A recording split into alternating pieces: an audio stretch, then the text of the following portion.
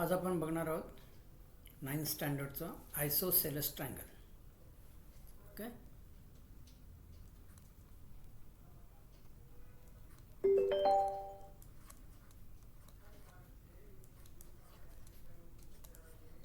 Isosceles triangle.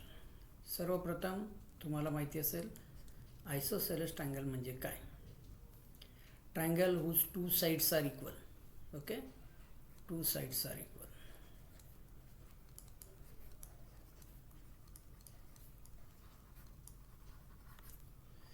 आता हा suppose आपण एक आयसोसेलेस ट्रायंगल घेऊ. This is isosceles triangle.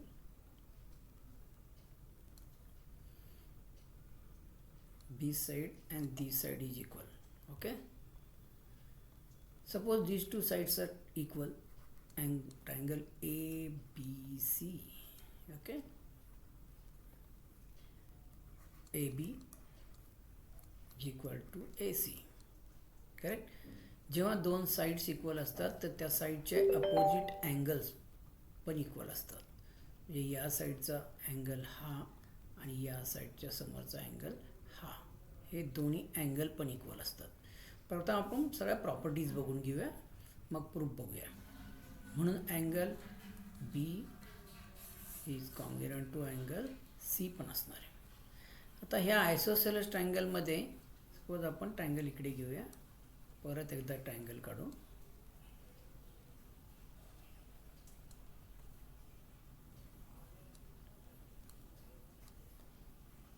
A B C. If we draw perpendicular from vertex A to BC, म्हणजे या कॉन्ग्रुएंट साईडचा जो वर्टेक्स असतो तिथून जर बी सीवर आपण परपेंडिक्युलर टाकली तर ती ही बी सीला बायसेक्ट करते. That means this part and this part is equal. याला आपण नाव डी दिलं तर इथे येतं B D is equal to C D. ही पण एक आयसोसेलेस ट्रायंगलची प्रॉपर्टी आहे. बरोबर आहे. आयसोसेलेस ट्रायंगलमध्ये टू साइड्स इक्वल असतात, त्यांचे अपोजिट अँगल्स पण इक्वल असतात. आयसोसेलेस ट्रायंगलच्या व्हर्टेक्समधून बेसवर परपेंडिक्युलर काढली की ती बेसला बायसेक्ट करते. ओके, एवढ्या प्रॉपर्टी तरी ॲटलिस्ट आपल्याला माहिती असायला पाहिजे. आता आपण एक प्रूफ बघूया. फर्स्ट प्रूफ असं आहे, if two sides of triangle are equal then angles opposite to them are equal. First proof है two sides of triangle are equal. Prove that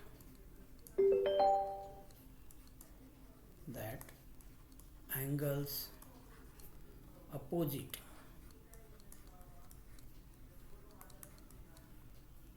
to them are equal. हे proof करायला सांगितलेलं आहे आपल्याला. तर proof कसं करायचं, फर्स्ट डायग्राम काढायची.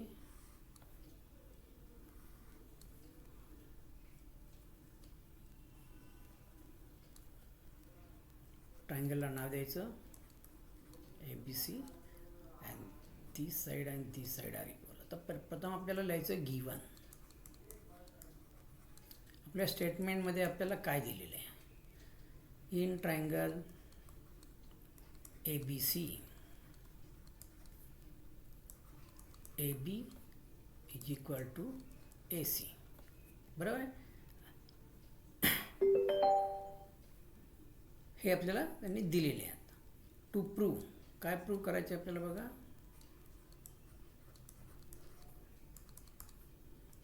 Angle P is congruent to angle C, हे प्रूव्ह करायचे. आता प्रूफ लिहायचं आपल्याला. ओके, प्रूफच्या अगोदर आपल्याला एक कन्स्ट्रक्शन करावं लागतं. तर इथं लिहूया आपण कन्स्ट्रक्शन.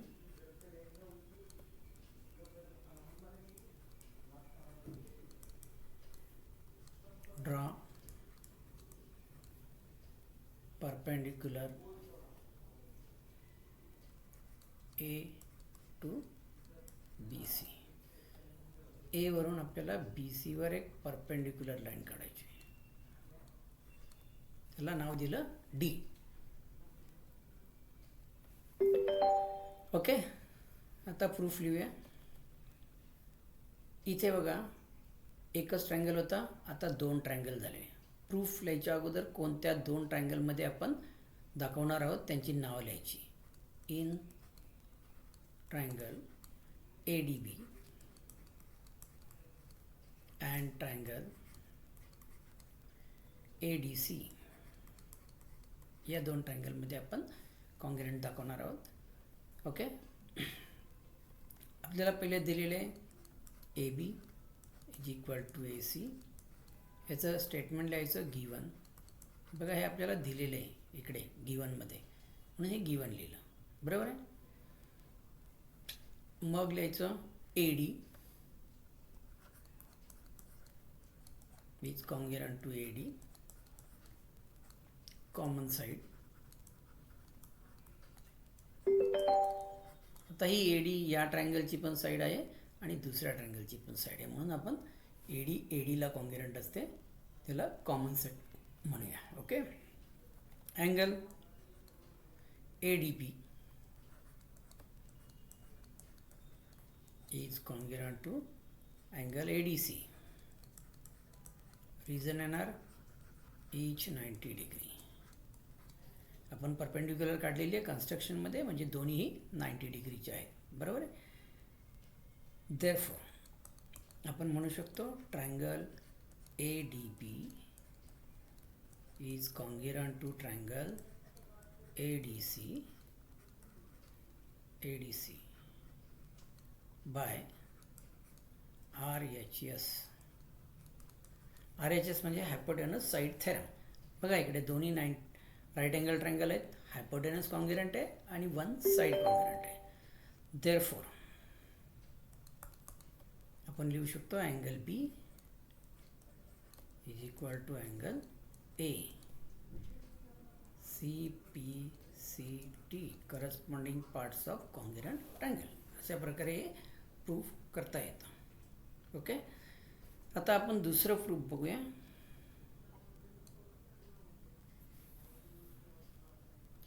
दुसऱ्या प्रूफमध्ये त्यांनी दिलेले 2 angles of congruent are equal, then prove that opposite sides are equal. If 2 angles of triangle are equal, prove that opposite sides are equal.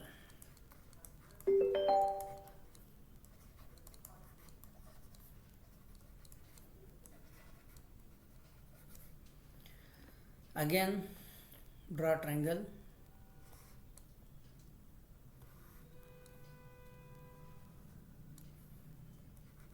ABC. This angle is congruent to this angle. Again, you draw the construction D.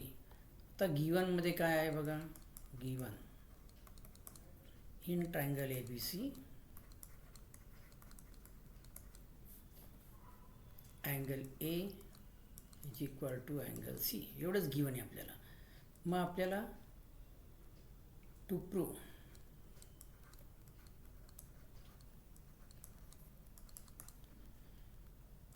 A B is equal to A C, हे prove करायचं आपल्याला. बरोबर opposite आहे त्याच्या. मग इथेही construction करायचं असतं आपल्याला.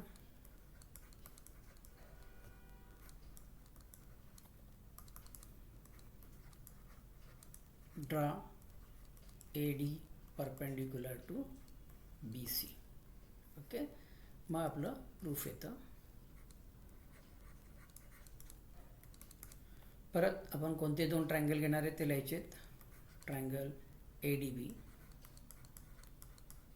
And triangle A D C. बघा इथे बरेच लोक आधीच इथे कॉन्ग्रुएंट लिहून टाकतात, पण तसं नाही करायचं. अगोदर आपण कोणते ट्रायंगल घेतले त्यांची फक्त नाव लिहायची आहेत. याच्यामध्ये आपल्याला काय दिलेले बघा, angle P is congruent to angle C. याचं रिझनिंग गिवन. मग angle ADB is equal to angle ADC, each 90 degree. मग AD is equal to AD, common side.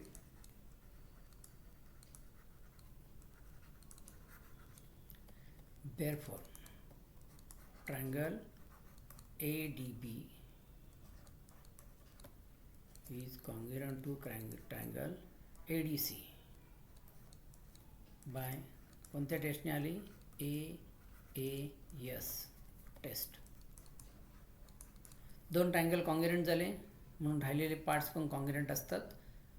Therefore, AB is equal to AC. याचं reason येतं CPCT. अशा प्रकारे हे दोन proof आपण घेतले. आता आपण काही एक्झाम्पल्स घेऊ ज्याच्यामध्ये तुम्हाला अँगलच्या व्हॅल्यूज काढायला सांगितलेले असतात. बघा, आता एक एक्झाम्पल घेऊया. बघा, एक्झाम्पल 1. ओके, एक ट्रायंगल दिलेला आहे. ट्रायंगल काढू आपण.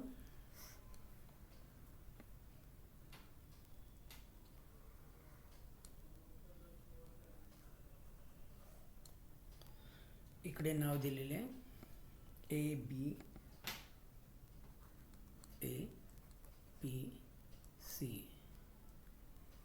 एक अशी लाईन काढलेली आहे. इथे नाव दिलेले आहे D आणि इकडे नाव दिलेले E. हा अँगल दिलेला आहे आपल्याला 130. ओके, आणि आता क्वेश्चन विचारले आपल्याला find ADC, find angle ADC, angle ABC आणि angle BAC. ओके, आता इकडे अजून काय काय दिलेलं आपल्याला? This is congruent to this, is congruent to this, एवढे दिलेले आहे. एवढ्या इन्फॉर्मेशनवरून आपल्याला हे काढायचे आहे. आता प्रथम आपण ADC, बघा इकडे ADC म्हणजे आपल्याला हा अँगल काढायचा आहे. बघा, ओके, तर हा अँगल काढताना हा ट्रायंगल घ्यायचा आपल्याला. In triangle ADC, okay, angle ADE plus angle ACD is equal to 180. Linear pair आहे. बघा, हे दोन्ही लिनियर पेअर्स आहेत. एका स्ट्रेट लाईनमध्ये जे दोन अँगल तयार होतात त्याला म्हणतात लिनियर पेअर आणि त्यांची प्लस असते 180. ओके, तर ADE आपल्याला 130 दिलेले आहे. अँगल ACD नाही दिलेला,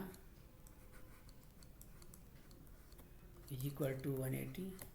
मग angle ACD is equal to 180 minus 130 म्हणजे हा आला 50. हा बघा, हा अँगल 50 आला. आता बघा आपल्याला यामध्ये काय दिलेलं आहे?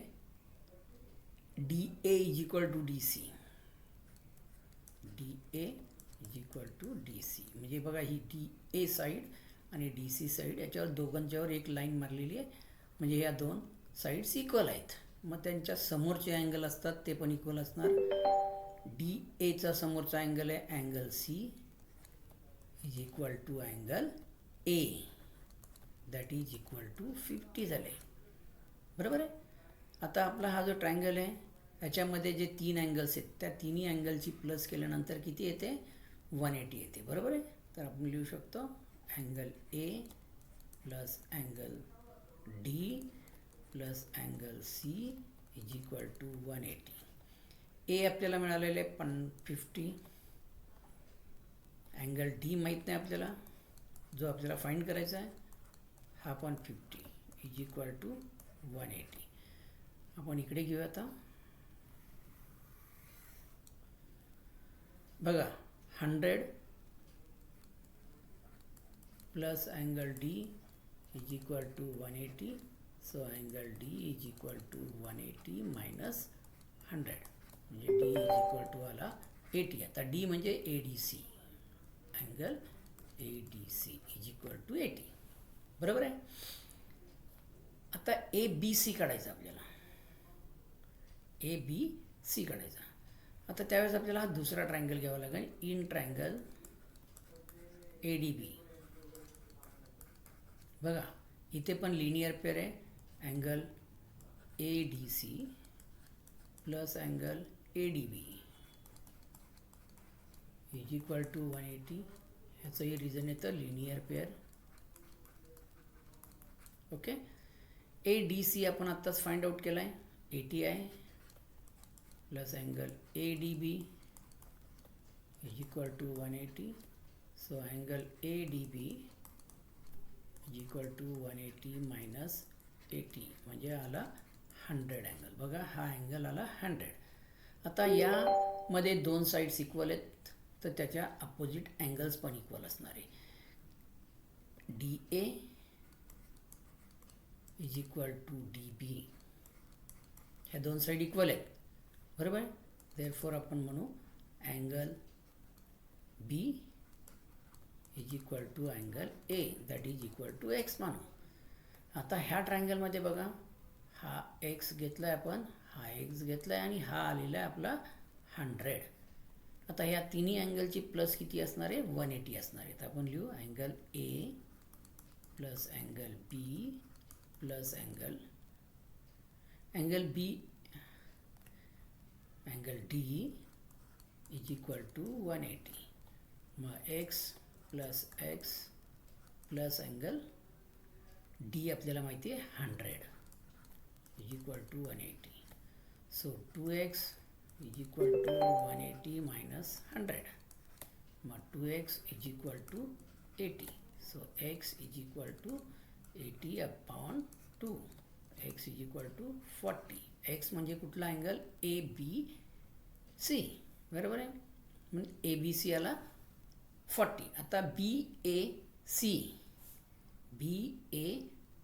तर आता BAC जो अँगल आहे आपण इकडे करूया. बघा इथे लिहू शकतो अँगल ABC.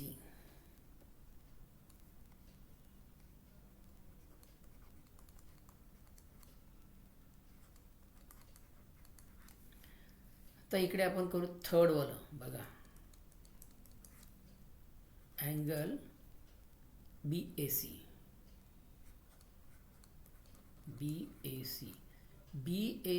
हा जो अँगल आहे त्यामध्ये दोन अँगल आहेत. बघा angle BAD plus angle DAC. तुम्हाला माहिती आहे BAD आपला आत्ताच आलेला आहे तो 40 आहे बरोबर आहे आणि DAC आला होता तो 50 आहे बरोबर आहे. तो 50 प्लस 40 किती आला 90 डिग्री. हा अँगल आला 90 डिग्री. ओके. अशा प्रकारे हे सोल्युशन तुम्ही सॉल्व करू शकता. आता आपण अजून एक एक्झाम्पल घेऊया. वेगळ्या टाईपचं एक्झाम्पल घेऊया. बघा अशा प्रकारचं एक्झाम्पल नेहमी येतं.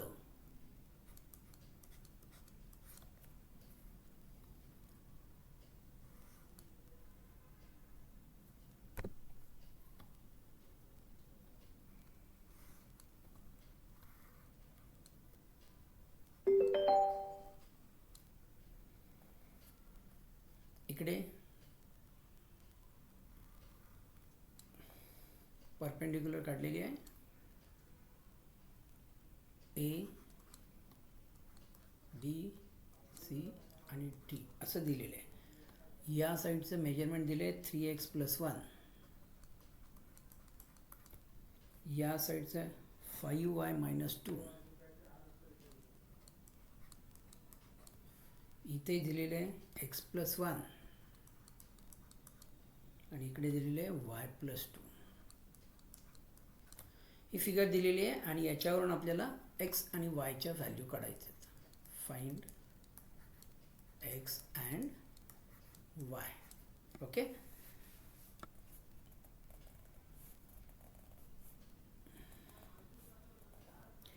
आपल्याला दिलेलं आहे in triangle A B C B D bisect angle B and is perpendicular to A C. यांनी सांगितलं B D bisect angle A C म्हणजे याला बायसेक्ट करते. ओके, याच्यावरून आपल्याला हे कळलं पाहिजे आणि ही परपेंडिक्युलर पण आहे हे कळलं पाहिजे की धिस इज आयसोसेलेस ट्रायंगल. इथे लिहू शकता तुम्ही as B D bisect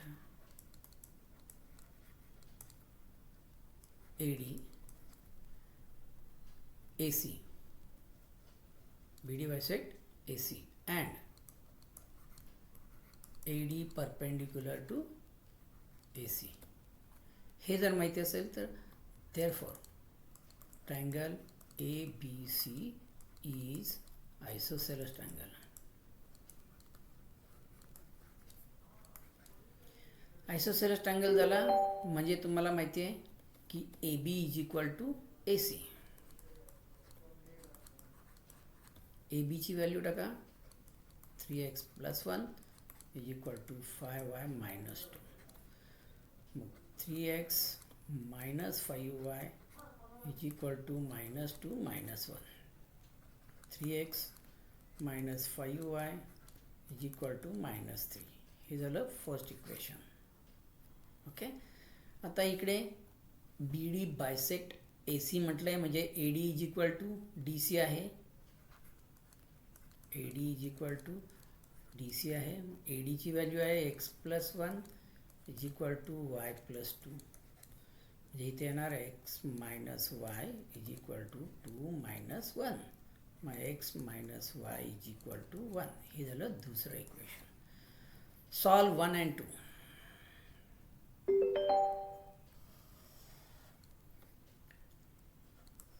solve 1 and 2. Okay, तर इक्वेशन 1 असं आहे बघा 3x - 5y is equal to -3. x - y is equal to 1. Simultaneous equation कसे सॉल्व करतात तुम्हाला माहिती आहे. कोणाच्या तरी एका व्हेरिएबलचे कोएफिशियंट सेम करायचे असतात. इकडे वायचा कोएफिशियंट 1 आहे त्याने आपण वरच्या इक्वेशनला मल्टिप्लाय करू. इकडे वायचा कोएफिशियंट 5 आहे याला आणि खालच्या इक्वेशनला मल्टिप्लाय करू. ओके, मल्टिप्लिकेशन केल्यानंतर काय येणार आहे बघा. फर्स्ट इक्वेशन सेम राहील 3x - 5y is equal to -3. इकडे येणार आहे 5x - 5y is equal to 5. आता बघा वायचे कोएफिशियंट सेम झालेले आहेत पण साईन पण सेम आहे म्हणून आपल्याला जेव्हा सेम साईन असेल तेव्हा मायनस करायचं म्हणजे ह्या सगळ्याचे साईन्स चेंज करायचे. हे मायनस होणार आहे, हे प्लस होणार आहे आणि हे मायनस होणार आहे. बघा +5 आणि -5 गेले. -5 आणि +3 म्हणजे इथे येणार -2x इज इक्वल टू -5 आणि -3 म्हणजे -8. म्हणजे दोन्हीकडचे मायनस साईन गेले म्हणजे x इज इक्वल टू 8/2 म्हणजे एक्सची किंमत येणार आहे 4. ओके, आता आपण हे कुठल्याही एका इक्वेशनमध्ये सबस्टिट्यूट करायचं आणि वायची किंमत काढायची. मग x - y is equal to 1 आहे. मग 4 - y इज इक्वल टू 1 आहे. -y तिकडे घ्या म्हणजे प्लस होईल आणि 1 इकडे आणा म्हणजे 4 - 1 इज इक्वल टू y येणार आहे म्हणजे 3 इज इक्वल टू y. म्हणजेच आपण y इज इक्वल टू 3 असं लिहू शकतो. बरोबर आहे. x इज इक्वल टू 4 आले, y इज इक्वल टू 3 आले. तर हे इक्वेशन असं सॉल्व करायचं असतं. ओके, आता आपण पुढे जाऊया.